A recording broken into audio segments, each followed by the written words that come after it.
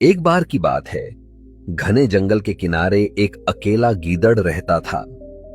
दिन में वह जैसे तैसे खाना ढूंढ लेता, लेकिन रात होते ही उसके दिल में एक अजीब सी घबराहट भर जाती।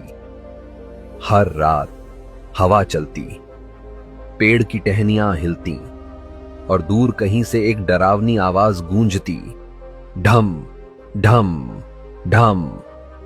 ऐसा लगता जैसे जंगल में कोई बड़ा दानव रहता हो जो अंधेरे में अपना प्रहार कर रहा हो। जंगल के सारे जानवर उस आवाज से डरते थे। गीदड़ भी कई रातों तक कांपता हुआ पेड़ों के पीछे छिप जाता। लेकिन एक रात उसने खुद से कहा, डर से भागने से डर खत्म नहीं होता। कभी कभी हमें सच जानने के लिए खुद अंधेरे के पास जाना पड़ता है।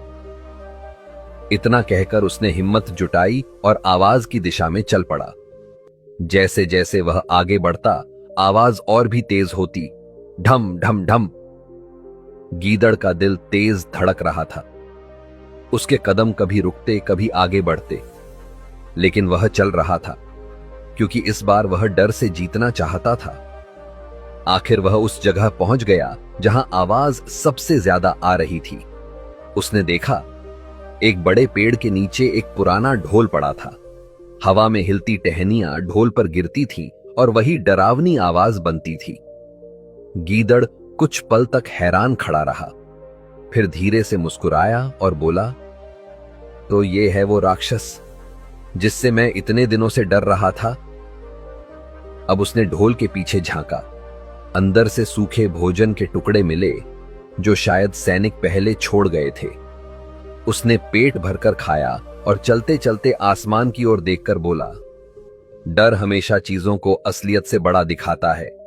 हकीकत जान लो, डर अपने आप छोटा हो जाता है। और वह खुशी खुशी जंगल की ओर लौट गया। सीख, कई बार हमारा सबसे बड़ा डर असल में कोई डर नहीं होता। सच का सामना करने से ही मन की घबराहट खत्म होती है। जो भीतर से खाली होते हैं वही सबसे जोर से शोर करते हैं।